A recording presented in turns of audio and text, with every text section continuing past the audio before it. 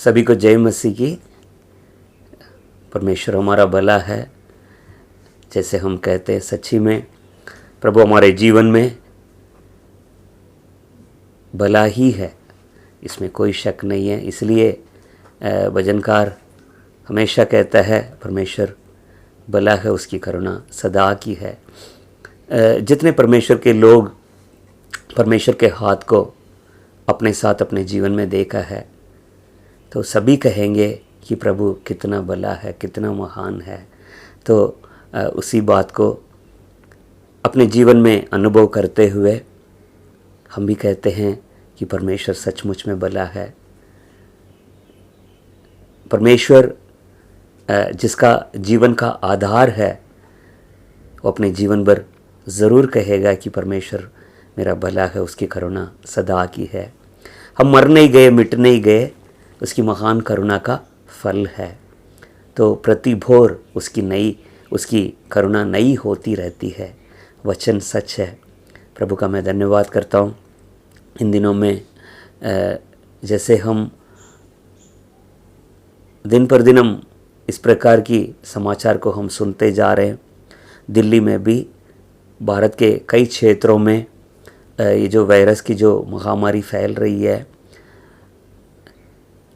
सरकार कुछ कर नहीं पा रही है। बहुत कोशिश कर रहे हैं, अपने से जो कुछ हो सकता है सब कुछ करके देख रहे हैं, पर फिर भी ये काबू में नहीं आ रहा है। पर औरों में और हम में एक बहुत बड़ा अंतर है कि एक ऐसी आशा रहती है हमारे अंदर, एक ऐसा भरोसा रहता है, चाहे कुछ भी हो जाए प्रभु मेरा भला है, प्रभु मुझे संभालेगा। चाहे मृत्यु की घोर अंधकार से भरी हुई तराई में होकर मैं चलूं, तो भी हानि से नहीं डरूंगा, क्योंकि तू मेरे साथ रहता है। देखिए, बेशक लॉकडाउन खुल गया, हम लोग अपने ऑफिस जाते आते हैं, बाहर निकलते हैं, घूमते फिरते हैं, फिर भी हमारे अंदर एक भरोसा रहता है। हम नहीं जानते कि कौन उससे पीड़ित है, कौन नहीं है, कहाँ इस प्रकार की जो वायरस से कहाँ होगा, क्या हम कुछ नहीं जानते। फिर भी हमारे चारों ओर लहू का बाड़ा है।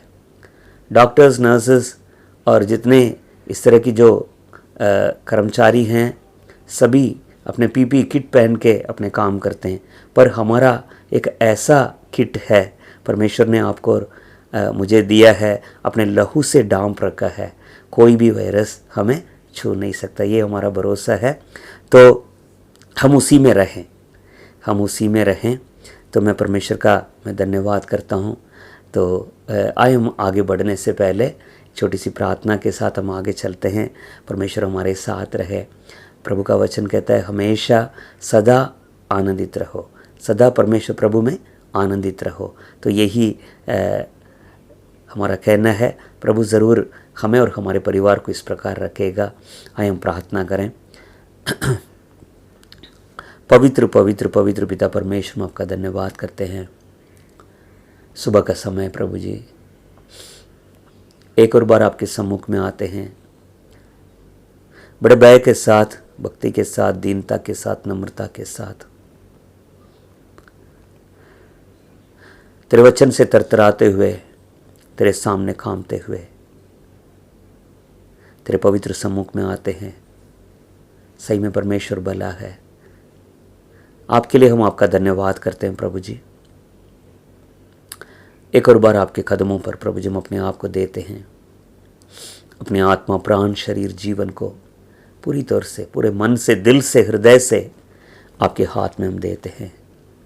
दया करने वाला परमेश्वर, एक और बार तो अपने लहू से मैं शुद्ध कर, साफ कर, तेरे पवित्र लहू से मैं धो प्रभु जी। हमारे सोच विचारों को, ख्यालों को, नज़रों को, ज़ुबान को, शरीर के अंगों को, मेरा चलना फिरना, उठना बैठना, काम प्रभु जी करना, एक एक बात को, चीज़ को प्रभु जी पवित्र कर। तेरे हाथ हमारे साथ रहे। तू ही हमारा बल है, तू ही हमारा दृढ़ गढ़ है, तू ही हमारा सब कुछ है प्रभु जी। तेरे हाथों में अपने को देते हैं।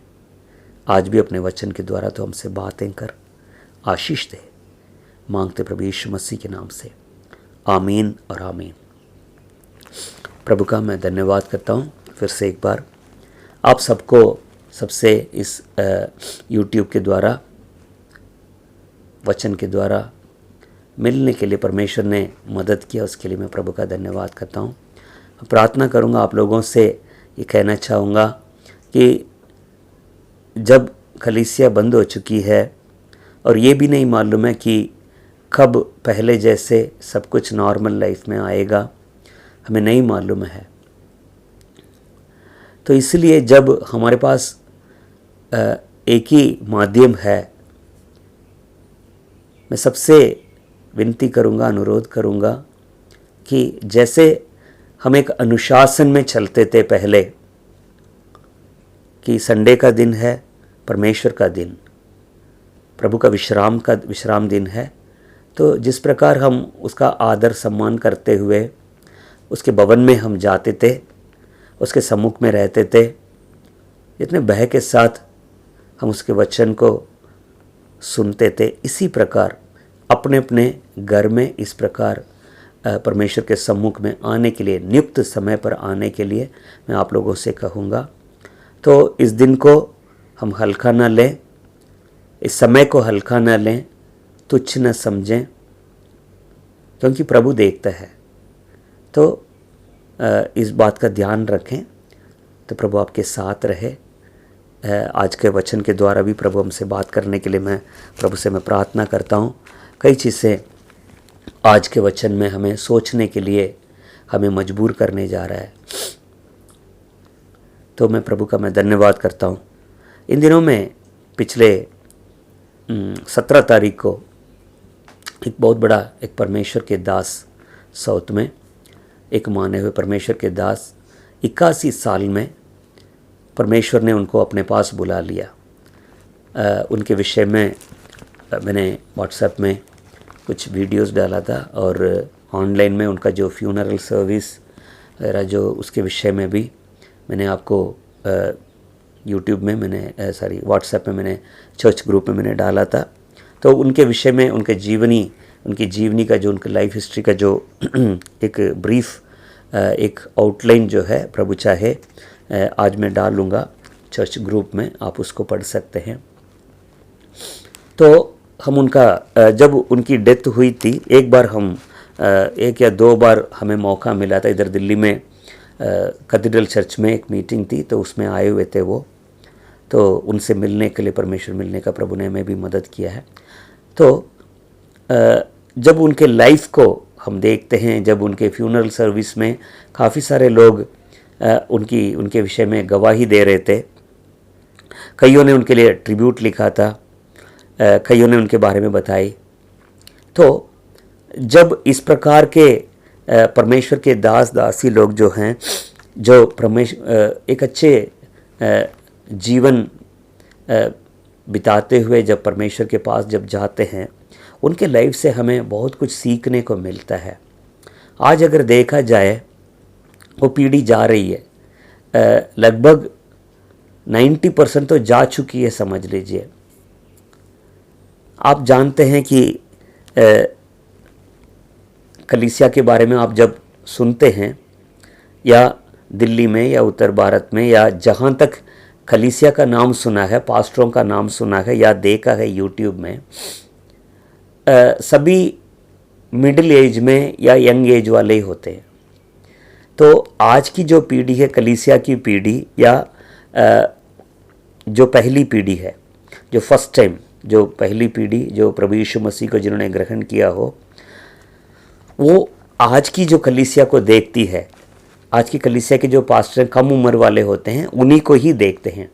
पर इससे पहले जो काफ़ी एज्ड होते थे, काफ़ी मसीह में बहुत ही अनुभवी होते थे, उनको देखने के लिए या उनसे सुनने के लिए आज की कलीसिया के लोगों को मौका नहीं मिला। पर परमेश्वर के मैं हम लोग धन्यवाद करते हैं, हम लोग मिडिल में हैं।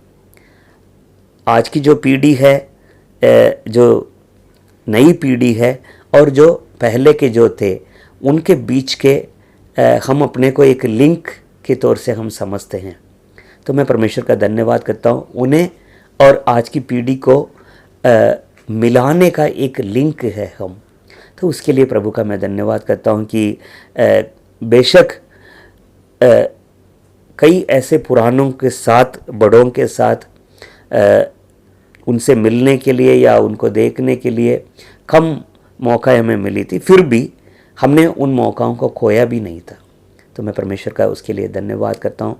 उनके जीवन से जब उनको अभी पिछले जुलाई की बात थी, पिछले जुलाई में एक शादी में जाने का मौका मिला था मुझे चेन्नई में।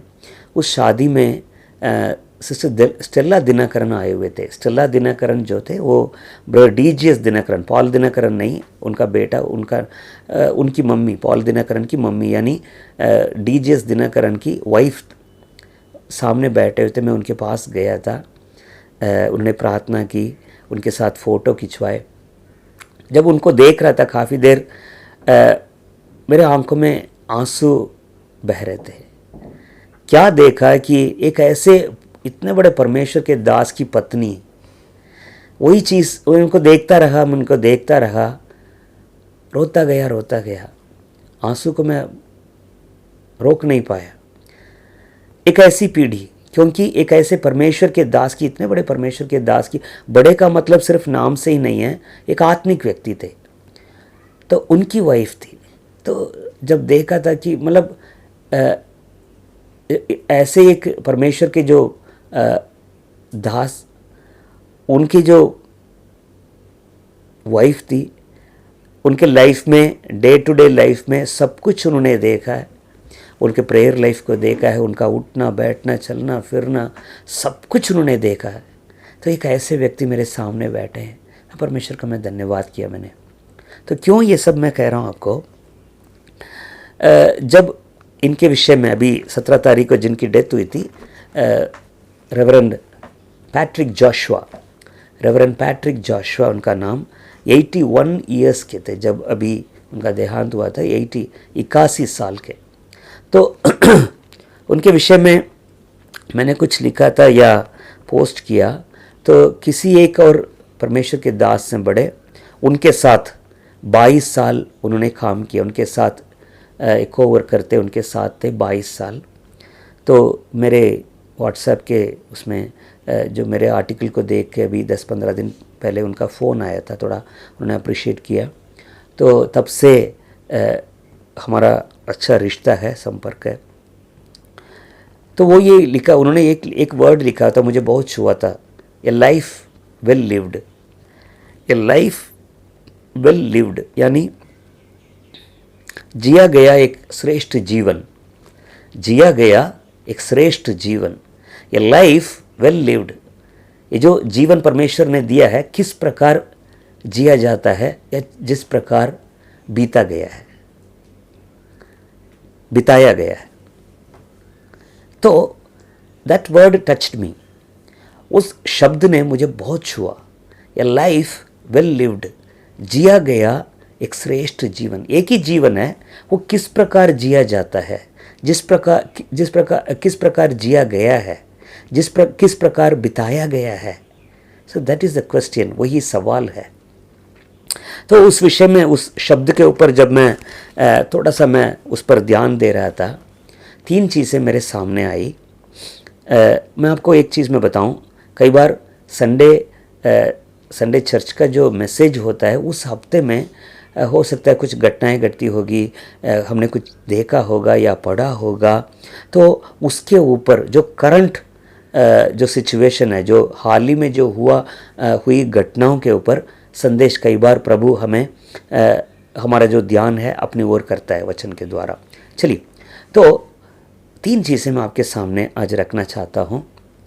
बाइबल को हमेशा, चाहे किसी की भी लाइफ को देखें या कुछ भी आप पढ़ें, so you have to turn to the Bible. हमेशा एक चीज़ याद रखिएगा कि वापस हमें लौटना कहाँ पर, बाइबल। तो बाइबल क्या कहती है, बाइबल क्या दिखाती है। तो ए लाइफ वेल लिव्ड, फिर से एक बार कहूँ, ए लाइफ वेल लिव्ड, जो जीवन अच्छे से जिया गया, एक जीवन बड़े उत्तम रूप से जिया गया, एक ऐसा जीवन एक श्रेष्ठ रूप से जिया गया है परमेश्वर की नज़र में। तो वही जीवन जीवन के तौर से परमेश्वर के नज़र में माना जाता है। तो परमेश्वर ने हमें, देखिए दुनिया में हर कोई पैदा होता है, उसके सिचुएशन होते हैं, कहाँ पैदा होते हैं, किस परिवार में पैदा होते हैं, किस माहौल में पैदा होते हैं, किस समाज में पैदा होते हैं, कौन से देश में पैदा होते हैं। तो वहीं से उनका लाइफ जो है डेवलप होता है, काफ़ी प्रभाव पड़ता है, काफ़ी असर पड़ता है। वो किस देश में पैदा होता है, किस समाज में पैदा होता है, किस प्रकार की फैमिली में पैदा होता है, तो किस प्रकार के माहौल में पैदा होता है, काफ़ी उसके ब्रॉटअप में, उसके परवरिश में इन सब का बहुत बड़ा असर पड़ता है। तो मैं परमेश्वर का धन्यवाद करता हूँ। जिया गया एक श्रेष्ठ जीवन, तो चाहे कैसे भी, चाहे कहीं भी जन्म लिया हो, चाहे किसी भी माहौल में, किसी भी समाज में, पर वो जीवन जो है कैसे जिया जाता है। जैसे संसारिक लोगों के विषय में देखते हैं, हर कोई जन्म लेता है, पढ़ाई होती है, जब बड़ा होता है, ठीक है, हर कोई शादी करता है, नौकरी करता है, ठीक है, पैसे कमाता है, उसके भी और लाइफ होते हैं, उसके भी परिवार होते हैं। तो लाइफ इस प्रकार, लाइफ साइकिल जो है इस प्रकार चलती रहती है। पर बहुत ही गिने चुने लोग जो होते हैं, जो अपने जीवन को जिस प्रकार जीना चाहिए उस प्रकार जीते हैं। खास कर, चलिए दुनिया के लोगों को एक तरफ रखें, परमेश्वर के लोग, तो परमेश्वर के लोगों के लिए कहाँ से लाइफ, असली जीवन कहाँ से शुरू होता है मालूम है? उसके नए जन्म के बाद, उसके जो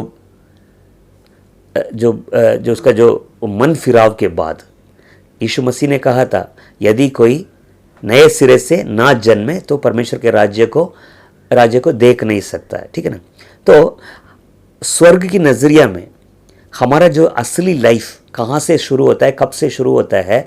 जब हमारा नया जन्म मसीह में, जब हमारा जीवन में परिवर्तन होता है, जब प्रभु यीशु मसीह के साथ हमारा एनकाउंटर होता है। जैसे कि मान लीजिए कोई बीमार हो जाता है, कोई दुष्ट आत्मा से पीड़ित होता है, कोई पाप में जीवन बिताता है, ठीक है, सारी मतलब शांति चली जाती है, घर बिल्कुल टूट जाता है। उस समय कोई ना कोई हमारे पास सुसमाचार लेकर आता है, तो हम उस पर विश्वास करने लगते हैं। कोई हमें कलीसिया की तरफ ले जाता है, वहाँ पर हम बढ़ते, तो वहाँ पर हमारा जो मन फिराव यानी जो नया जन्म वहाँ से शुरू होता है। तो बाइबल या स्वर्ग जो है कहाँ से हमारे जीवन को अपने अकाउंट में लेता है मालूम है? हमारे नया जन्म से, प्रभु में आने से पहले, हमारे मन फिराव से पहले, चाहे कैसे भी हमने जीवन बिताए, उसको स्वर्ग जो है बिल्कुल अपनी किताब से मिटा देता है, ठीक है। प्रभु का वचन कहता है, प्रभु हमारे पापों को समुद्र के गहराई में डाल देगा, पीठ पीछे फेंक देगा, भूल जाता है प्रभु। पर कहाँ से हमारा जो अकाउंट है, हमारा जो लेखा जो है कहाँ से शुरू होता है? वंस वी स्टार्ट और न्यू लाइफ, जहाँ से नया जीवन हमारा शुरू होता है, कहते हैं न्यू लाइफ कहते हैं। मन फिराव या जो नया जन्म जहाँ से शुरू होता है हमारा, वहीं से ही, उसी से ही हमारा जो अकाउंट जो है वहाँ पर स्वर्ग में, उसी को ही स्वर्ग मानता है और वहीं से हमारा शुरू होता है। उसके बाद तो नया जन्म लेने के बाद, यानी प्रभु में आने के बाद, मसीह को अपनाने के बाद, यीशु मसीह के लहू के द्वारा हमारा हृदय शुद्ध होने के बाद नया लाइफ जब शुरू होता है, नया जीवन शुरू होता है, उसके बाद कैसे कैसे हम आगे बढ़ते हैं। तो दैट इज़ कॉल्ड तो उसके बाद जिसको गिनता है, जो गिना जाता है वही लाइफ है। तो उसी को मैं कहना चाहता हूँ, ये लाइफ वेल लिव्ड, यानी जो जिया गया श्रेष्ठ जीवन। एक जीवन है वो श्रेष्ठ रूप से जिया जाता है, जिया गया है। तो 3 बातें मैं आपके सामने आज रखना चाहूँगा। सबसे पहले बाइबल में एक व्यक्ति को मैं दिखाऊं, उसका जीवन किस प्रकार श्रेष्ठ रूप से जिया गया, शुरू से लेकर अंत तक, यानी नया जीवन से लेकर, उसके मन फिराव से लेकर उसकी मृत्यु के दिन तक। तो नए नियम में हम देखते हैं, पौलुस को देखते हैं। मैं भी सोच रहा था कई लोगों के विषय में, पुराना नियम नया नियम। तो सबसे पहले मेरा दिमाग में जो आया था, आपके लिए और मेरे लिए एक श्रेष्ठ जीवन जिया गया, एक श्रेष्ठ जीवन, वो था पौलुस। देखिए, आप जानते हैं कहाँ से उसका शुरू। सबसे पहले मैं आपको जो ओपनिंग वर्स है मैं उसको आपको बताना चाहूँगा। इब्रानियों की पुस्तक, उसका 13वां अध्याय 7वां वचन। इब्रानियों की पुस्तक 13वां अध्याय 7वां वचन। जो तुम्हारे अगुवे थे और जिन्होंने तुम्हें परमेश्वर का वचन सुनाया है, उन्हें स्मरण रखो और ध्यान से उनके चाल चलन का अंत देखकर उनके विश्वास का अनुकरण करो। जो तुम्हारे अगुवे थे, चाहे बाइबल के थे, चाहे हमारे सामने जो हैं, या जो हमसे जो पहले थे मसीह इतिहास में, तो जो भी अगुवे थे, जो तुम्हारे अगुवे थे और जिन्होंने तुम्हें परमेश्वर का वचन सुनाया है, उन्हें स्मरण रखो। देखिए, सिर्फ वही अगुवे नहीं हैं जो हमारे कलीसिया के जो पास्टर होते हैं, पर कईयों के वीडियो हम देखते हैं, कई वरिष्ठ परमेश्वर के दासी होते हैं, कईयों के विषय में किताब से हम लोग पढ़ते हैं। तो एक तरफ से उनसे हमने क्या दिखा, जिन्होंने तुम्हें परमेश्वर का वचन सुनाया है। तो कईयों से हम सीखते हैं, वचन सीखते हैं, उनके लाइफ को देखते हैं। तो उन्हें स्मरण रखो और ध्यान से उनके चाल चलन का अंत देखकर उनके विश्वास का अनुकरण करो। तो उनका चाल चलन को देखो और उनका जीवन का अंत को देखो। देखिए, मैं शुरू से दिखाना चाहता हूँ आपको पौलुस का लाइफ। उसके बाद मैं आऊँगा जो अभी जिनकी डेथ हुई थी, रेवरेंड पैट्रिक जॉशुआ, उनके विषय में भी काफ़ी उनके लाइफ से काफ़ी चीज़ों को मैं आपको बताऊंगा। फिर हम अपने विषय में थोड़ा सा हम जांच करेंगे, ठीक है। तो सबसे पहले प्रेरितों के काम, उसका 9वां अध्याय में हम लोग देखते हैं, ठीक। पूरा आज प्रेरितों के काम के ऊपर उसी किताब से मैं आपको बताना चाहूँगा। सबसे पहले 9वां अध्याय में हम देखते हैं पौलुस का जो मन फिराव, पौलुस उसका जो परमेश्वर के साथ उसका एनकाउंटर हो रहा है। जब दमिश्क नगर में जब जा रहा है मसीह लोगों को मारने के लिए, तो आपको मालूम है ऊपर से रोशनी चमक रही है और उसके आंखों में पड़ रही है, वो गिर जाता है। तो पूछता है, प्रभु तू कौन है? तो उत्तर आता है कि हे शौल तू मुझे क्यों सताता है? तब ये पूछता है, प्रभु तू कौन है? तो प्रभु कहता है, मैं यीशु मसीह हूँ जिसको तू सताता है, ठीक है। तो दैट इज़ एनकाउंटर। परमेश्वर के साथ सबसे पहले हमारा जो है आमने सामने जब मिलते हैं। दूसरा उसका प्रश्न ये था, हे प्रभु मुझे क्या करना है? हे प्रभु मैं क्या करूं? चलिए थोड़ा सा अपने को देखिए, हमारा जो लाइफ है, पौलुस के साथ परमेश्वर से मिलना जो है वहाँ पर हुआ था, पर हमारा जो परमेश्वर के साथ मिलना कई घटनाओं के द्वारा हुआ। मेरे साथ अगर मुझसे पूछे, मैं अपनी गवाही में बताऊंगा मैं कैसे था, ठीक है। प्रभु ने मुझे, मेरी जान बिल्कुल मृत्यु के बिछौने में था, परमेश्वर ने मुझे कैसे बचाया। तो वहीं से नया जन्म, वहीं से मसीह जीवन शुरू हुआ था। आपसे अगर पूछें, आप बताएंगे कि आप पहले किसको मानते थे, किसके पीछे चलते थे, आपका लाइफ कैसा था और यीशु मसीह आपको कैसा मिला, आपके जीवन में कौन सी घटना ऐसी घटी कि जिसके द्वारा आपका मन का परिवर्तन हुआ, आप जानते हैं। तो ये गवाही है। पर ये जो मन फिराव है, ये स्ट्रांग होना बहुत ज़रूरी है, ये बहुत ही मजबूत होना। देखिए, एक बार जब उसका एनकाउंटर हुआ था, प्रभु से जब मिला था, उसके बाद पीछे मुड़ के देखा ही नहीं उसने। जहां जाता है वो अपनी गवाही बताता है, फिलिक्स के सामने बताता है, गवर्नर के सामने बताता है, राजपाल के सामने बताता है, राजाओं के सामने बताता है। प्रभु ने यह भी कहा कि तुम्हें रोम नगर में जाना है, वहाँ पर जो जो राजा है, राजाओं के सामने तुम्हें खड़ा होना है, बता तो प्रभु कहता है उससे। तो सबके सामने जहाँ पर भी जाएगा वो अपनी गवाही देगा कि मैं प्रभु यीशु मसीह मुझसे ऐसा मिला, उसके बाद मेरा जीवन बदल गया।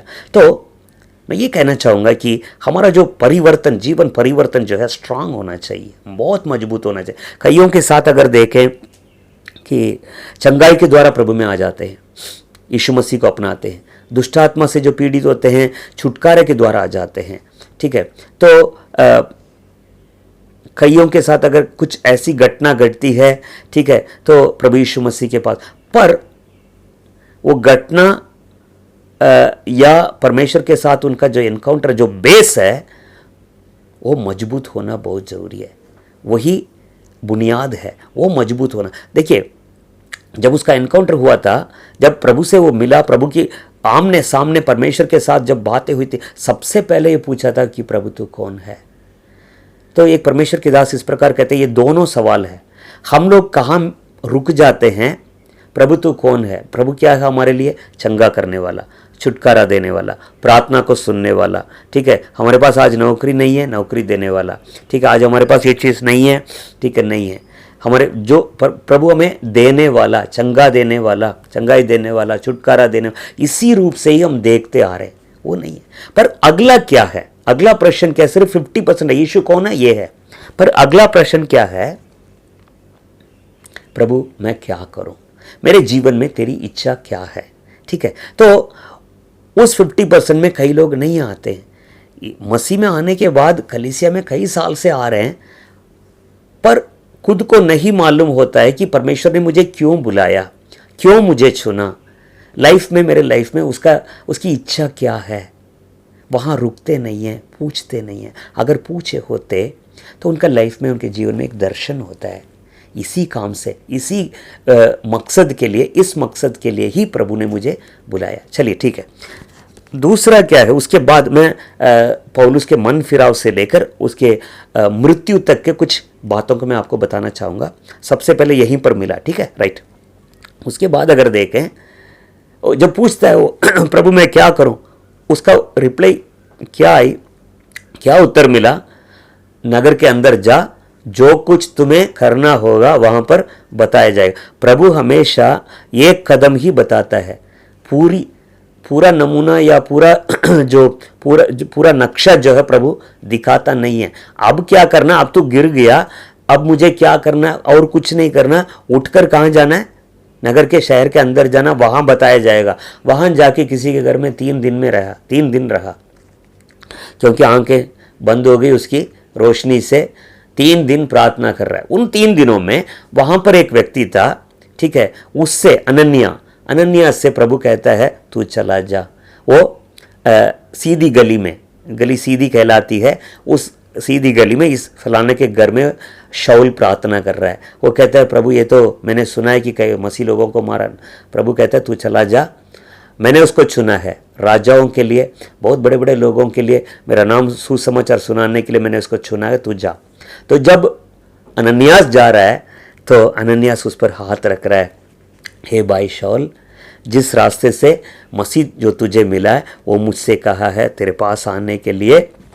हाथ जैसा रखा है, उसके आंखों से कुछ छिलके गिर रहे हैं और आंखें खुल गई। और बाइबल बताती है वो तुरंत उठकर बपतिस्मा ले रहा है, वो तुरंत उठकर बपतिस्मा ले रहा है। देखिए, तो ये क्या, इसे हम क्या सीखते हैं? आज्ञा मानना, आज्ञा तुरंत मानना। वो भी उसने कुछ नहीं सोचा। अनन्यास आ रहा है, हाथ रख रहा है, 3 दिन के बाद बिल्कुल आंखें खुल जाती है उसकी। अनन्यास के कहते ही तुरंत आज्ञा मानता है और बपतिस्मा लेता है। उसके बाद हम देखते हैं उसी में 9 का 18 से 20 तक उन वचनों में वो तुरंत ही उठकर अपनी गवाही देने लग जाता है सबके पास जाके। तो कहने का मतलब ये है कि जो व्यक्ति उसका नया जन्म होते ही तुरंत परमेश्वर की आज्ञा मानता है, एक तो सबसे पहले मन फिराव जो है, बुनियाद, नींव बहुत मजबूत होना चाहिए। मन फिराव होते ही उसके अंदर ये होना चाहिए किस मकसद के लिए प्रभु ने मुझे बुलाया, नंबर 1। ठीक है, उसके बाद क्या है, तुरंत आज्ञा मानता है, बपतिस्मा लेता है, तुरंत अपनी सेवा को शुरू कर दे। किसी ने नहीं बोला उसको ये करने के लिए, सेवा और कुछ नहीं। मैं अंधा था, मैं ऐसा था, मैं अपने जीवन ऐसे बिताता था, लोगों को ऐसे मारता था, यीशु मसीह मुझे मिला, मेरा लाइफ चेंज हो गया। बस यही उसकी गवाही थी, यही सेवा थी शुरुआत की। चलते चलते देखिए एक चीज़ मैं बताऊं आपको, बहुत अच्छी बात है। एक परमेश्वर हमारी अगुवाई करने वाला परमेश्वर है। पौलुस के जीवन में अगर आप देखेंगे, मैं आपको बाद में बताऊंगा, सवाल ये था उसका कि प्रभु मैं क्या करूं। तुरंत जवाब मिला, क्या है अगला स्टेप, क्या है अगला कदम, क्या, शहर के अंदर जाओ, बस तुम्हें बताया जाएगा। उसके बाद अगर देखते हैं, बपतिस्मा ले लिया, जगह जगह जाके अपनी गवाही बता रहा है। कहता है यरूशलेम में मंदिर में जब मैं प्रार्थना कर रहा था, प्रभु ने कहा, 22वां अध्याय में लिखा है, प्रभु ने कहा मैंने तुम्हें इसलिए चुना है। 21वां वचन में 22 का 21 में कहता है, तू दूर दूर मैं तुझे भेजूंगा, अन्य जाति के बीच में। ये जहां गिरा था दमिश्क के रास्ते में, वहां नहीं बताया गया। कदम कदम जब करता जा रहा था, तो कदम कदम में परमेश्वर अगला स्टेप बताता जाता है। परमेश्वर हमारे साथ ऐसे ही बात करता है, ऐसे ही अगुवाई करता है। चलिए उसके बाद हम देखते हैं, बरनबा उसको ढूंढ रहा है और अंताकिया में लेकर आ रहा है। अंताकिया में ही कलीसिया वहाँ पर फॉर्म हो रही है, शुरू हो रही है। अंताकिया में ही सबसे पहले मसीह लोगों को मसीही कहलाया जाता था। ठीक है, तो अंताकिया की कलीसिया में बरनबा भी था, सीलास भी था, पौलुस भी था। ये लोग 1 साल तक वहाँ पर रहे, प्रार्थना करते थे, भविष्यवाणी करते थे, शिक्षा देते थे। 13वां अध्याय में देखते हैं, आप नोट करते जाइए, टाइम नहीं आज, आप नोट करते जाए।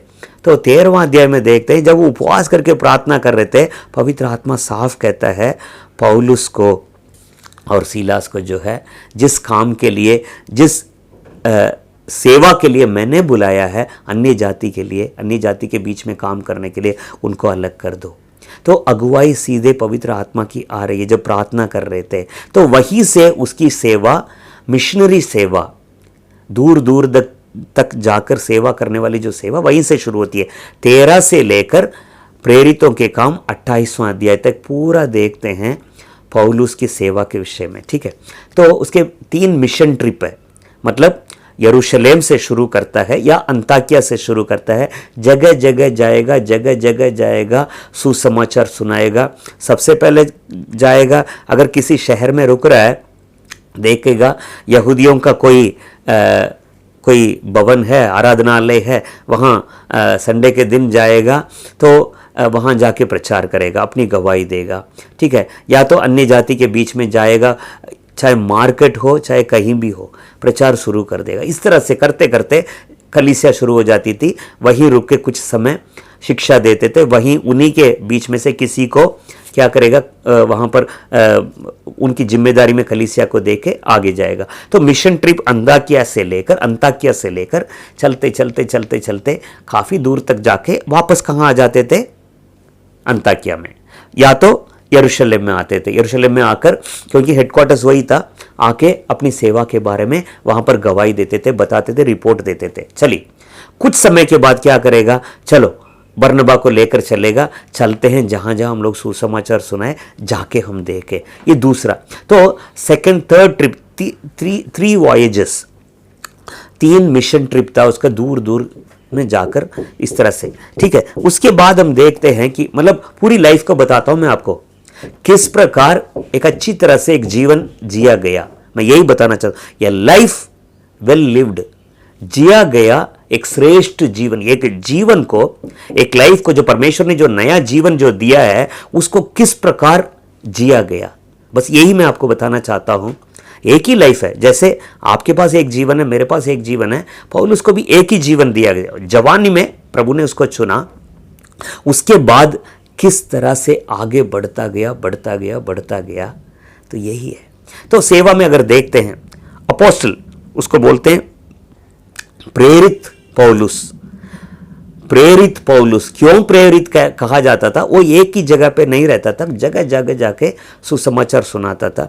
प्रेरितों के काम में अगर देखें क्या किस प्रकार का सेवा नहीं, किस प्रकार की सेवा उसने नहीं किया, वो बताइए आप। जहाँ जाएगा कोई ना कोई अपाहिज होगा, उठ खड़ा हो जाएगा।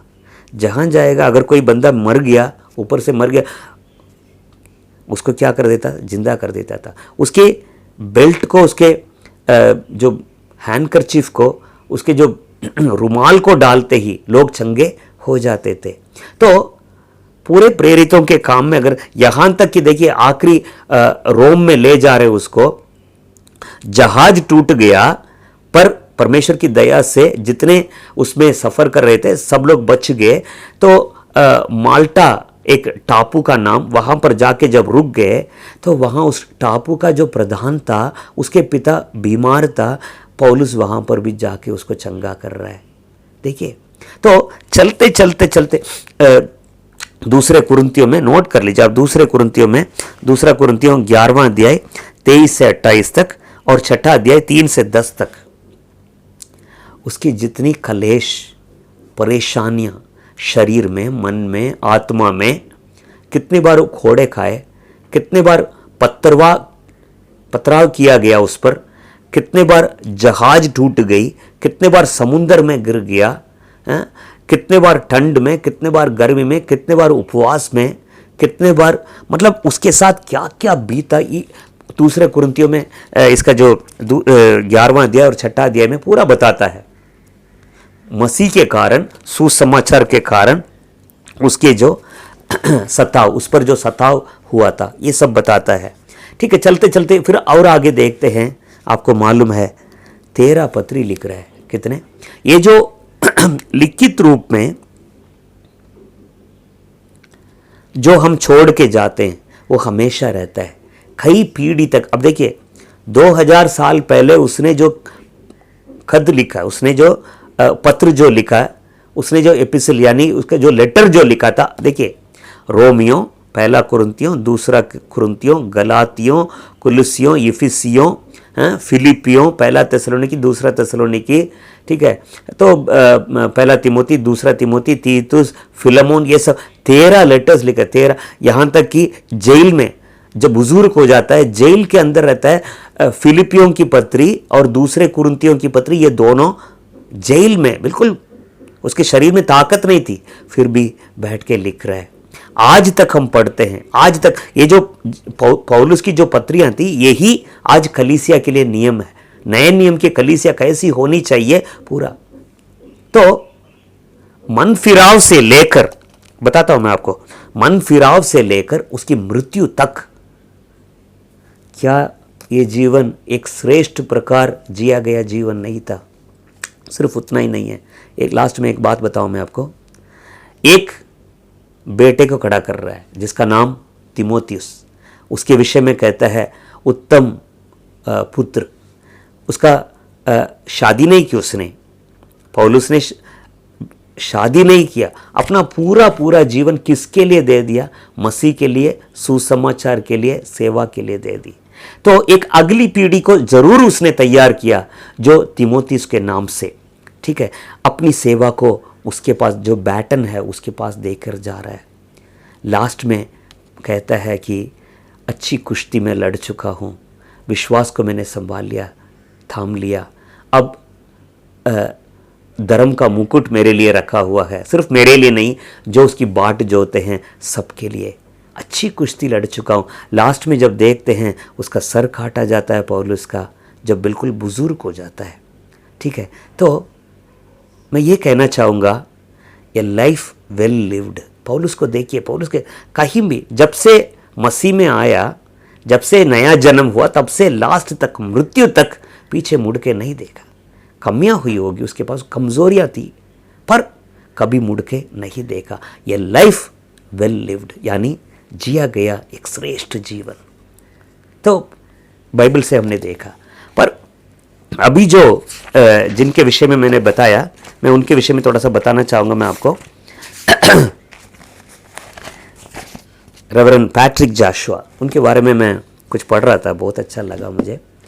साउथ में जहाँ से मैं हूँ, तूतुकुड़ी, उसके पास अभी जनवरी में गया था। मैं जनवरी में जब एक मीटिंग के लिए गया था, नाज़रेत एक जगह है, नाज़रेत एक जगह है, तो वहाँ पर उसके पास ही आसपास में ही एक जगह, एक गांव है, उस गांव के थे इनकी मम्मी, जो पैट्रिक जोशुआ जिनकी डेथ हुई है अभी, इनकी जो माता थी एक प्रार्थना करने वाली एक व्यक्ति थी। उनके मम्मी पापा दोनों टीचर्स थे, मिस्टर मासिल्ला मणि उनके पापा का नाम, तो दोनों मम्मी पापा दोनों टीचर्स थे। तो बच्चों को इस प्रकार उन्होंने बढ़ाया, 4 बच्चे, तो चारों में से ये दूसरे थे ये। तो मैं आपको कहना चाहूँगा कि ब्रदर आर स्टैनली लिखते हैं उनके विषय में, जो अभी गुजर गए, इनकी मम्मी वही एक इंस्पिरेशन थे ब्रदर आर स्टैनली की मम्मी के लिए। आर स्टैनली जी जो हैं, जो बेहतर प्रतिदिन हम जो पढ़ते हैं, इनकी जो मम्मी हैं, तो उनके लिए एक इंस्पिरेशन थे। ये लोग ये सीनियर थे, तो इनका एक प्रेयर ग्रुप था, नाज़रेत प्रेयर ग्रुप कहते हैं, नाज़रेत प्रेयर ग्रुप शायद। तो इनकी मम्मी इस प्रकार अपने बच्चों को इन्होंने बढ़ाया। तो ये जो पैट्रिक जोशुआ जो थे, रेवरेंड पैट्रिक जोशुआ, जब बड़े हुए, मसीह को उन्होंने अपने जवानी में प्रभु यीशु मसीह को उन्होंने ग्रहण किया, अपने जीवन को प्रभु को दिया उन्होंने। LIC में एक ऑफिसर थे, ये LIC में ऑफिसर थे, और साथ साथ प्रभु की भी ये सेवा करते थे। इनका नाम पैट्रिक जोशुआ। देखिए मैं आपको बताऊं, पैट्रिक जोशुआ, पैट्रिक एक परमेश्वर के दास। आयरलैंड एक कंट्री है, आयरलैंड में पैट्रिक एक संत थे। जब आयरलैंड में सभी अविश्वासी थे, ये जो पैट्रिक, इनके जीवन के द्वारा, इनके काम के द्वारा, सेवा के द्वारा, उस आयरलैंड में 1 लाख लोग प्रभु यीशु मसीह को उन्होंने अपनाया। तो उस नाम को लेकर उन्होंने अपने बेटे का नाम पैट्रिक रखा। मैं आपको बताना चाहूँगा, हम अपने बच्चों को नाम रखते हैं, क्या नाम रखते हैं? अब देखिए, चर्च शुरू होने के बाद जितने भी बच्चे चर्च में जन्म हुए, उन बच्चों के लिए नाम रखते हैं। जब नाम रखते हैं, 2 चीज़ों को हम जरूर देखते हैं, बाइबल में क्या नाम है, प्लस समाज में, क्योंकि हिंदी नाम को ही प्रिफर करते हैं, जैसे जीवित है, प्रज्वलित है, अभिषिक्त है, अर्पण है, अर्पिता है, ठीक है, इस प्रकार का नाम समझ लीजिए हम रखते हैं। पर अगर जीवित है तो वो क्या, किस आशा में रखते हैं? वो प्रभु के लिए जिएगा। अगर प्रज्वलित है, प्रज्वल बुलाते हैं हम लोग, पर क्या है, क्या नाम जब नाम रखते हैं, ये प्रभु के लिए प्रज्वलित रहे। अगर अर्पण नाम रखते हैं, क्या है, यीशु मसीह के लिए समर्पित है। अर्पिता रखते हैं तो प्रभु के लिए। तो यही सोच के हम लोग जब हमारे पास जब बच्चे को लेकर आते हैं, यही सोच के रखते हैं। पर क्या इस नाम को, उन बच्चों को हम, अब देखिए, शमू का नाम हमने रखा था उस 2005 में VBS में। हमारा जो मुख्य विषय था डुनामिस, यानी पवित्र आत्मा का, परमेश्वर की सामर्थ्य। डुनामिस एक बहुत बड़ा वर्ड है, ठीक है। डायनामाइट से, जैसे कि पहाड़ों को तोड़ने के लिए डायनामाइट रखते हैं, तो वो क्या कर देता है, बिल्कुल ऐसे, मतलब विस्फोट हो जाता है। तो परमेश्वर, पवित्र आत्मा की सामर्थ्य ऐसी है, तो इसलिए सैम डुनामिस प्रसन्ना रखा उसका नाम। डुनामिस बीच का नाम है उसका, सैम डी प्रसन्ना। तो जब बच्चों को नाम रखते हैं, ये सोच के रखते हैं हम लोग कि एक इस आशा में रखते हैं। पर बीच बीच में उन बच्चों को ये बताना भी जरूरी है, तेरा नाम पता है क्या है, क्यों रखा गया था, है? तो हम लोग क्या कर देते हैं, ज़्यादातर, अधिकतर मैं देखता हूं, उन बच्चों को नाम लेकर नहीं बुलाते हैं, उनको कोई ना कोई पेट नेम करके। मैं अब यहाँ पर बोलना नहीं चाहता हूँ कौन कौन अपने बच्चे को किस नाम से बुलाते हैं, ठीक है। तो आप इस चीज का पैट्रिक है, पैट्रिक क्या सोच के नाम रखा, मेरा बेटा एक पैट्रिक है। जैसे दर्शन, एक मिशनरी दर्शन था पैट्रिक के अंदर, संत के अंदर, वही दर्शन इनके अंदर भी था। जब जवानी में यीशु मसीह को अपनाया, उन्होंने अपने जीवन को पूरी तौर से देखा। जैसे मैंने कहा कि उसके बाद LIC में करीब 17 साल उन्होंने कहा ऑफिसर थे। तो उसके बाद LIC छोड़कर जो प्रभु ने फुल टाइम सेवा के लिए बुलाया, उन्होंने FMPB friends missionary prayer band, उन दिनों में करीब 60 साल पहले कुछ दोस्त, कुछ मित्र मिलकर जब प्रार्थना करते थे, कुछ दोस्त मिलकर, 4-5 दोस्त मिलकर जब उन दिनों में जब प्रार्थना करते थे, तो उनके मन में एक विचार आया, हमें सुसमाचार सुनाना है। उन दिनों में आसपास में जाके सुसमाचार सुनाते थे, कई जगह सुनाते थे। चलते चलते चलते उनके अंदर एक बोझ आया कि उत्तर भारत में कलीसिया नहीं है, उत्तर भारत में सुसमाचार सुनाने वाला नहीं है, ठीक है, तो हम में से कोई जाए। तो उनमें से ही एक है एमिल जब सिंह, अभी नहीं है, वो गुजर गए, दिल्ली आए वो, ठीक है। कई लोग इस प्रकार क्या नाम है, ये पैट्रिक जोशुआ हैं। तो FMPB में फ्रेंड्स मिशनरी प्रेयर बैंड माने एक झुंड है, ठीक है। तो ये मिलकर इसको, इस सोसाइटी को, इस संस्था को इन्होंने शुरू किया। कई मिशनरियों को साउथ से, दक्षिण भारत से, आज भी फ्रेंड्स मिशनरी, यहाँ पर त्रिलोकपुरी में फ्रेंड्स मिशनरी FMPB चर्च है, आप जानते हैं, करीब 40-45 साल से यहाँ पर सेवा चल रही है उनकी। तो उत्तर भारत में कई क्षेत्रों में फ्रेंड्स मिशनरी, इसका जनरल सेक्रेटरी थे ये 22 साल। ये जो पैट्रिक जोशुआ जो थे 22 साल जनरल सेक्रेटरी थे। तो उनके विषय में जितनों ने गवाही दी, खासकर 3 बातों को उन्होंने बताया। He was a prayer warrior, हमेशा घुटने में रहते थे, सीधे घुटने में, जैसे हम लोग घुटने टेकते हैं वैसे नहीं है, सीधे घुटने में। यहाँ तक कि जब सेवा में कई जगह ये सफ़र करते थे, कोई व्यक्ति कह रहे, कई लोगों ने बोला, उनमें से कई लोगों ने बोला कि उनके साथ हमने कई बार सफ़र किया, हम तो 11-12 बजे सो जाते थे, पर 12 बजे जब उठ के देखता है ये ट्रेन चलती हुई ट्रेन में जहाँ पर उनके बर्थ के पास ही उनको घुटने में हम टेकते थे, घुटने में देखते थे। 2 बजे देखते थे घुटने में प्रेयर कर रहे हैं, 4 बजे देख रहे हैं घुटने में। तो उनकी पूरी लाइफ जो है प्रार्थना में। दूसरा क्या है, सिंपल आदमी, बहुत ही सिंपल लाइफ जीने वाले एक व्यक्ति थे। तीसरा क्या है, वो एक खरा और सीधा व्यक्ति थे। तो प्रभु का मैं धन्यवाद करता हूँ उनके लाइफ के लिए। पर्सनल लाइफ के बारे में, इनके 4 बच्चे, मैं आपको बताऊँ, 13 का 7 अभी जो बताया मैंने, इब्रानियों, जो तुम्हें सुसमाचार जिन्होंने सुनाया, उनका क्या करो, उनका चाल चलन को देखो और उसको अनुकरण करो। तो मैं इनके पर्सनल लाइफ भी, फैमिली लाइफ के बारे में बताता हूँ मैं आपको। 4 बच्चे, 3 लड़के और 1 बेटी है, 3 बेटे और 1 बेटी। सबसे बड़ा बेटा उत्तर प्रदेश में, यूपी में, कहीं किसी गांव में दोनों पति पत्नी बाइबल अनुवाद कर रहे हैं, ट्रांसलेशन मिनिस्ट्री में, सेवा में। उन्होंने अपने 4 बच्चों को सेवा के लिए दे दिया, उनमें से 3 बेटे और 1 बेटी। तो सबसे बड़ा जो बेटा और बहू दोनों अभी भी यूपी में, अभी उनके फ्यूनरल के लिए वो आ नहीं पाए, पहुंच नहीं पाए, ठीक है, नंबर 1। दूसरा जो बेटा, उसका नाम जिम एलियट। जिम एलियट एक मिशनरी का नाम है, वो उसके पीछे बड़ी कहानी है। जिम एलियट जो है साउथ अमेरिका में एक 27 साल का लड़का, आखा करके एक जाति, एक ट्राइब है, एक ट्राइबल है, तो आदिवासी ग्रुप है। उसके जब आखा, तो जिम एलियट जो है ओरिजिनली साउथ अमेरिका में, तो उधर जब गए थे, उन लोगों ने जो जहर भरा तीर मारकर उन्हें और उनके 4 दोस्तों को ख़त्म कर दिया।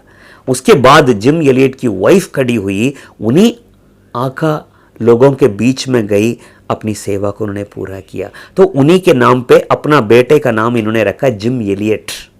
तो जिम एलियट 94 की बात, 94 की बात है, तब वो 25 साल के थे। झारखंड में माल्टो लोगों के बीच में जाकर वो सेवा कर रहे थे। आप ध्यान से सुनिएगा, माल्टो लोगों के बीच में सेवा कर रहे थे। तब एफिकोर के साथ, एफिकोर एक संस्था है, मसीह संस्था है, उनके साथ वो काम कर रहे थे। तब एक बड़ी महामारी फैल रही थी, मलेरिया के साथ ब्रेन फीवर। तो रिलीफ के लिए गए थे, वहाँ पर उनके साथ काम कर रहे थे, वही बीमारी उस जवान को पकड़ लिया और 94 में इनका जो दूसरा बेटा वहाँ पर ख़त्म हो गया। उसी साल में इनकी वाइफ पैट्रिक जोशुआ की जो वाइफ जो थे कैंसर से ख़त्म हुए। एक ही साल में 94 में पत्नी और दूसरा बेटा दोनों एक ही साल में ख़त्म हुए। कैसा रहा होगा बताइए आप। प्रभु के लिए दोनों को बीज की तरह, व्यक्ति वाइफ के मरने के बाद, पत्नी के मरने के बाद 26 साल उन्होंने अपने मसीह में जीवन बिताया। अभी हाल ही में उनकी डेथ हुई। उसके बाद जो तीसरा जो लड़का है अभी भी कलकत्ता में वर्ल्ड विजन में, उनका तीसरा बेटा वर्ल्ड विजन में सेवा कर रहे हैं। बेटी और उनका जो दामाद वो भी किसी प्रकार की वो सेवा में हैं। क्यों कह रहा हूँ मैं, ये लाइफ वेल लिव्ड, जब से मसीह में आए तब से लेकर लास्ट तक।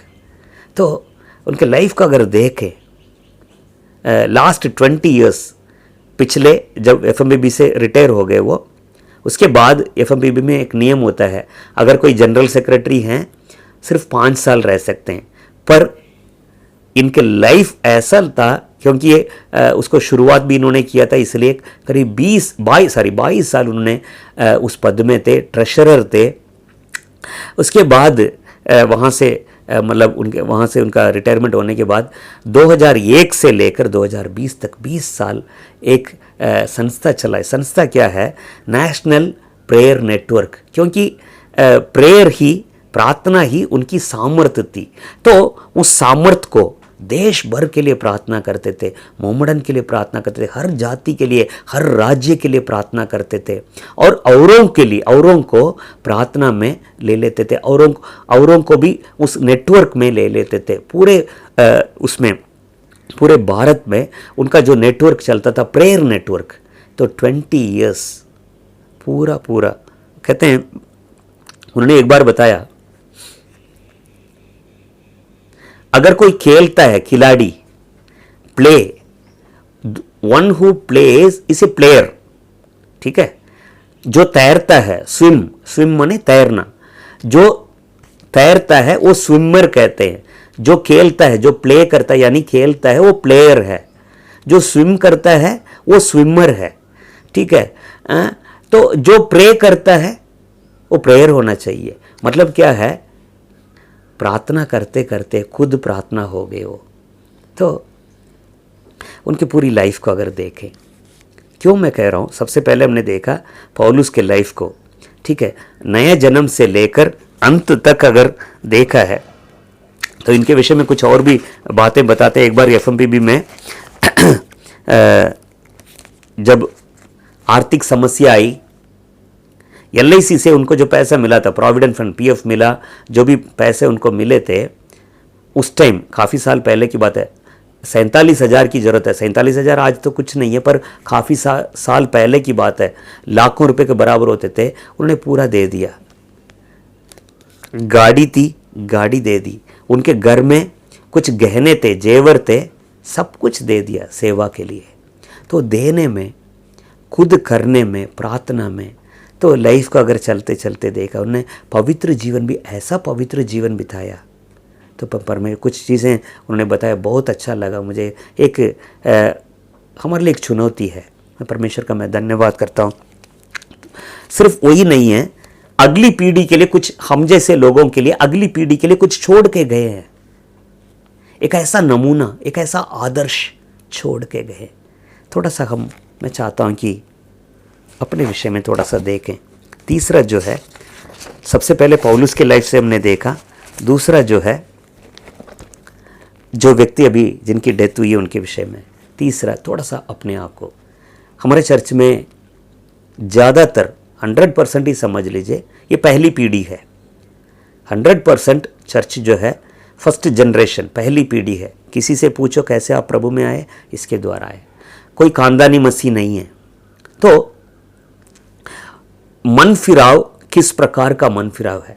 क्या कोई ऐसी घटना घटी, कोई ऐसा मन फिराव हुआ जो बिल्कुल मजबूत हो, जो बिल्कुल बुनियाद जो है मजबूत? आज भी हम देखते हैं, कई जवानों को देखते हैं, किसी के घर में अगर देखो, एक व्यक्ति, एक बहन या एक बेटी प्रभु में आई हो, या उसके साथ कुछ घटना घटी हो, दुष्ट आत्मा की प्रॉब्लम हुई होगी, तो प्रभु ने उनको चंगा किया, छुटकारा दिया, पूरा परिवार आ गया, चलो हम मसीह को मानेंगे।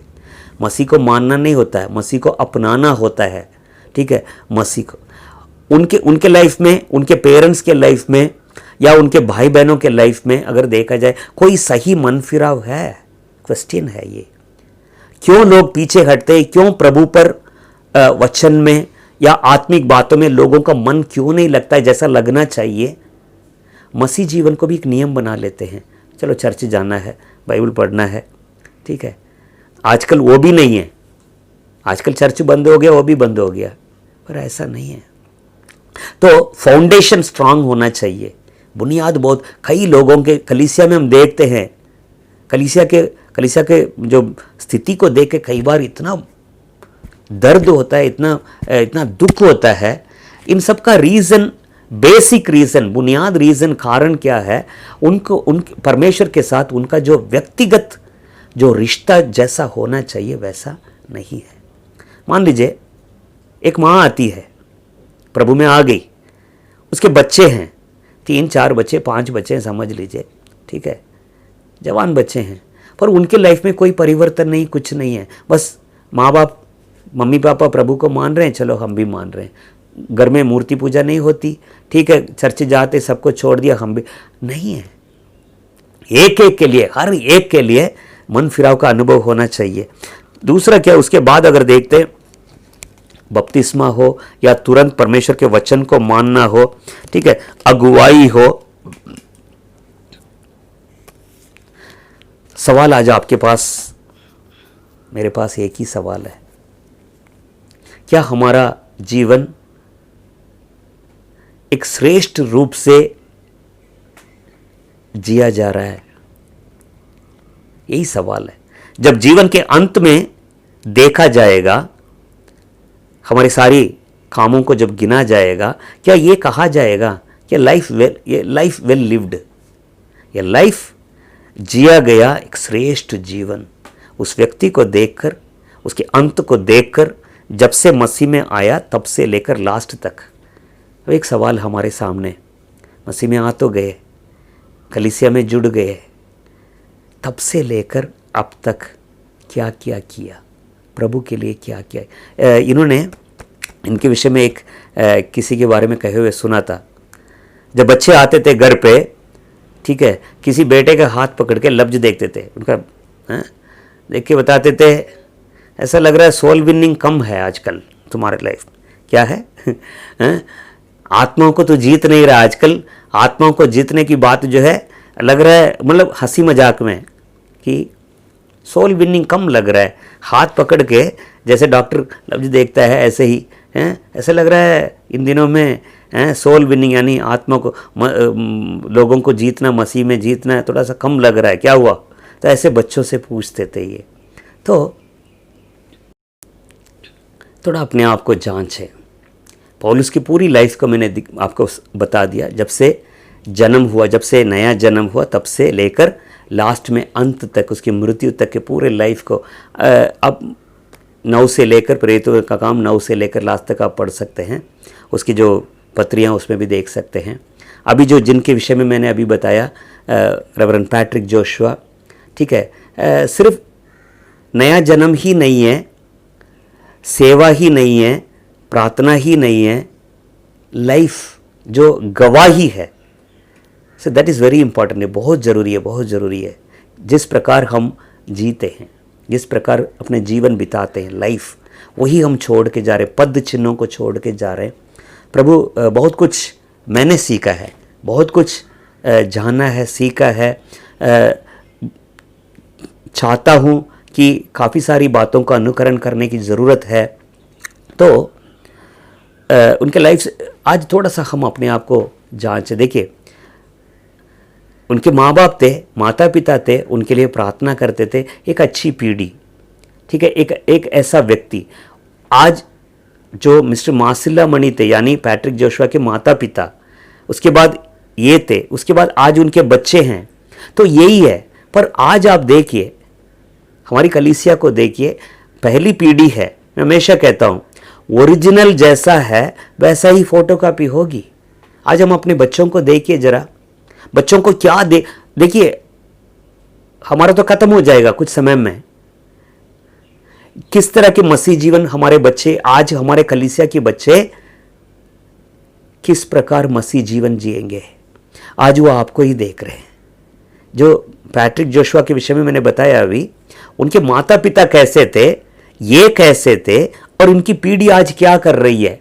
बिल्कुल पीढ़ी, क्योंकि अपनी पीढ़ी के लिए जितनी इन्होंने प्रार्थना की, जरूर परमेश्वर की किताबों में है, स्मरण की किताबों में। प्रभु जरूर प्रार्थना सुनेगा। ये पीढ़ी पीढ़ी तक क्या करेंगे, ये परमेश्वर की सेवा करेंगे और परमेश्वर के पद चिन्हों पर चलेंगे, जरूर चलेंगे। पर आज हमारे साथ क्या है? हमारा मन फिरा हुआ जरूर, प्रभु ने हमारे जीवन में काम किया है, हम कलीसिया में जुड़ गए, ठीक है, but what about our children? आज हमारे बच्चों के साथ क्या है? थोड़ा सा देखिए। जिनका मन फिरा हुआ है उनकी भी लाइफ कैसी है। जब हमारा जीवन सही से जिया जाएगा तभी तो हमारे बच्चे हैं। तो थोड़ा सा आप देखिए, थोड़ा सा अपने आप को जांचिए, ठीक है। तो एक ही जीवन प्रभु ने हमें दिया है, क्या श्रेष्ठ रूप से जिया जा रहा है? कई लोगों को मैं देखता हूँ, कलीसिया के कई जवानों को देखता हूँ, टीनेजर्स बच्चों को देखता हूँ, हमारे सामने यूं ही जो निकल गए, कहना नहीं चाहिए मुझे, कईयों को देखकर निराश हो जाते हैं हम, उदास हो जाते हैं, मन टूट जाता है, आगे कुछ करने का मन नहीं करता है। फिर भी क्यों? जब पहली पीढ़ी ही ऐसी है, इसके बाद आज क्या कलीसिया में एक अगली पीढ़ी को क्या हमने तैयार किया?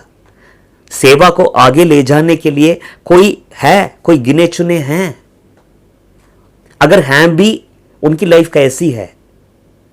उनकी जिम्मेदारी कैसी है? उनके अंदर आग कैसी है? उनके अंदर परमेश्वर के प्रति बोझ कैसा है? कई चीजों को देखना पड़ता है।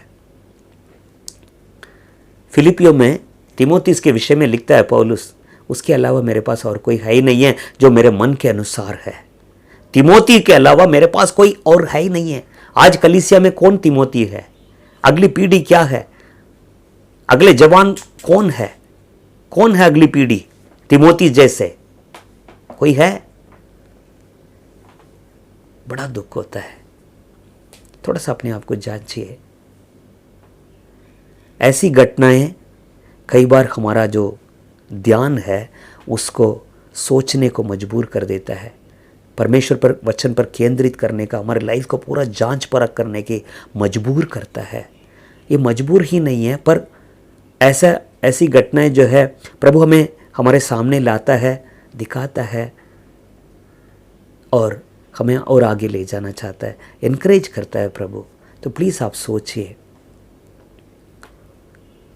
परमेश्वर के साथ आपका जीवन कैसा है, आपका रिश्ता कैसा है? जब से मसीह में आए आपने अभी तक क्या क्या किए, क्या कर रहे हैं, क्या करने जा रहे हैं आगे? कलीसिया आज बंद हो गई, कब खुलेगी मालूम नहीं। क्या जो गंभीरता जो दिखाते थे वो गंभीरता कहाँ से? किसी इंसान के डर की वजह से या परमेश्वर का भय मान के? ये नहीं मालूम है मुझे। आज कोई इंसान नहीं देख रहा है, कोई पास्टर नहीं देख रहा है, पर संडे का दिन कैसे बिताया जाता है? आपके सामने सवाल है। आज हमारे घर के बच्चे कैसे हैं? आज कलीसिया के जवान बच्चे कैसे हैं? परिवार कैसे हैं? तो इस प्रकार की स्थिति में आज कलीसिया होगी, क्या इस प्रकार के परमेश्वर के दास के जैसे लोगों को क्या हम देख सकते हैं? अगली पीढ़ी में देख सकते हैं? क्या हमारे बच्चे इनके बच्चे जैसे होंगे? बड़े गंभीरता के साथ का सवाल है आपके सामने। पौलुस और ऐसे संत और आज हम हैं, आइए हम प्रार्थना करें। सवाल आपके सामने है, ए लाइफ वेल लिव्ड, जिया गया एक श्रेष्ठ जीवन। आपके और मेरे विषय में कहा जाएगा लाइफ हो तो ऐसे। क्या कोई बोलेगा? आपको और मुझे देख के कोई बोलेगा लाइफ हो? आए हम प्रार्थना करें। धन्यवाद यीशु, धन्यवाद करते हैं प्रभु। पवित्र परमेश्वर, आज के वचन के अनुसार प्रभु हमेशा हम एक रोल मॉडल होने पाए प्रभु। वचन में लिखा है यीशु मसीह के बारे में, जो महायाजक है उन पर ध्यान दो, उन पर ध्यान करो। हमारा पहला जिस पर ध्यान देना है यीशु मसीह पर। नेक्स्ट, बाइबल में बहुत लोगों को हम देखते हैं, जैसे आज वचन बताए पौलुस के बारे में हम देखते हैं, बहुत बड़ा रोल मॉडल है। उस इब्रानियों के उस वचन में 13 का 7 में लिखा है, जो तुम्हें वचन सिखाया सुनाया, उस अगुवे के चाल चलन को देखो, उनके विश्वास को देखो, उनके अंत को देखो। सच में प्रभु, हम पहले जनरेशन का और आने वाले पीढ़ी के लिए हम बीच का एक लिंक है प्रभु। हम प्रभु के लिए जीने पाए। हमारे प्रार्थना लाइफ, हमारे लाइफ, हर एक बातों को लोग देखते हैं। प्रभु दया कर प्रभु, पौलुस के जैसे हम भी हमारे लाइफ में एक रोल मॉडल होने पाए प्रभु। जब लोग देखते हैं हमारे कदमों पर पीछे आने पाए प्रभु। दया करें प्रभु, यीशु मसीह को हम देखने पाए। जितने लोग वचन सुनते हैं हमारे द्वारा, वो लोग अपने परिवार के लिए एक नमूना बनने पाए, अपने पीढ़ी के लिए एक नमूना बनने पाए, एक रोल मॉडल होने पाए प्रभु। वचन में लिखा है, तुम विश्वास करो तुम्हारा घराना उद्धार पाएगा। आज जितने लोग वचन हमारे कलीसिया में सुना है, उनके परिवार में कितने लोग प्रभु में आए हैं। हमारे चाल चलन बहुत जरूरी है, हमारा विश्वास बहुत जरूरी है। लोग हमें देखते हैं, दुनिया हमें देखती है प्रभु। लोगों के अंदर हमारे प्रति एक बहुत बड़ा इंप्रेशन होने पाए। आप दया करें प्रभु, जितने लोग वचन सुने उनके मन फिराव एक स्ट्रांग होने पाए प्रभु। यीशु मसीह के वचन पर चलते हैं, यीशु मसीह के पीछे चलते हैं, उनके जैसे स्वभाव होने पाए। जैसे आज उस रेवरेंड जोशुआ के बारे में हमने देखा था, उनके लाइफ में कितने सारे बातों को हमने देखा था। उनके अंदर एक प्रेयर लाइफ को हमने देखा है। आज हम इस लॉकडाउन में कितने लोग सच में हम प्रार्थना करते हैं, मन से दिल से प्रार्थना करते हैं, आत्मा और सच्चाई से आराधना करते हैं। प्रभु सब कुछ देखता है। हम एक नमूना बनने पाए, एक रोल मॉडल होने पाए, हमें देख के लोग आत्मिक जीवन में बढ़ने पाए। हम घर पे रहते हैं, घर पे सब देखते हैं, जो विश्वास करता है उनको देखते हैं। एक परिवार में एक भी विश्वासी हो, उसके चाल चलन को देखते हैं, उनके विश्वास को देखते हैं। हमेशा हम दूसरों के लिए एक नमूना बनने पाए, एक आदर्श बनने पाए। आप दया करें प्रभु, हमें बना प्रभु, पौलुस जैसे बना प्रभु, जो खत्म हो गए 17 तारीख को, उनके जैसे। उनके बच्चे मिशनरी, हर एक मिशनरी है। हमारे बच्चों को भी प्रभु ऐसे एक बुलाहट दे। दया कर प्रभु, यीशु मसीह के जैसे उनके स्वभाव में हम बदल जाने पाए, तब भी हमारा मन फिराव का एक अर्थ होगा। यीशु मसीह जैसे हमारा चाल चलन, हमारा हर एक बात बदल जाने पाए, लोग हमें देखने पाए, हमारे अंदर बदलाव को देखने पाए। पहले जैसे नहीं है। जब हम नए जन्म हो जाते हैं, एक बॉर्न अगेन क्रिश्चियन हो जाते हैं, उसमें एक फर्क होना चाहिए। हमें ऐसे बना प्रभु, आपके हाथों में सौंपते हैं। धन्यवाद करते हैं प्रभु, धन्यवाद करते हैं। हमारे लाइफ हो तो ऐसे होने पाए प्रभु, एक श्रेष्ठ लाइफ होने पाए प्रभु। धन्यवाद करते हैं, आपके हाथों में सौंपते हैं। आदर महिमा सम्मान जलाल आपको देते हैं प्रभु, पवित्र यीशु के नाम से मांगते हैं, आमीन। अब जो हमें ठोकर खाने से बचा सकता है और अपनी महिमा की भरपूरी के सामने मगन और निर्दोष करके खड़ा कर सकता है, उसी एकमात्र परमेश्वर हमारे उद्धारकर्ता की महिमा और गौरव और पराक्रम और अधिकार हमारे प्रभु यीशु मसीह के द्वारा, जैसा सनातन काल से है, अब भी हो और युगान युग रहे। आमीन और आमीन। एक और बात मैं कहना चाहूँगा कि यूट्यूब के बारे में, संडे जैसे हम संडे चर्च 9:30 बजे हम लोग करते थे, ऐसे ही 9:15 बजे जूम में हम शुरू कर देते हैं।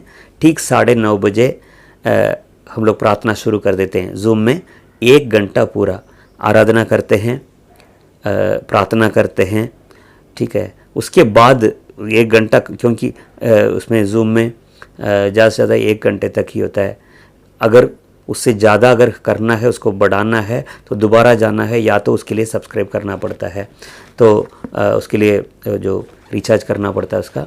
तो उसके बाद क्या है कि प्रभु का वचन है, अभी जो रिकॉर्ड किया जा रहा है, तो कल सुबह से पहले ही व्हाट्सएप में लिंक आ जाता है आपके पास, तो तुरंत ही जहाँ पर जूम आप देखते हैं, तुरंत प्रभु का वचन सुनने के लिए बैठ जाइए।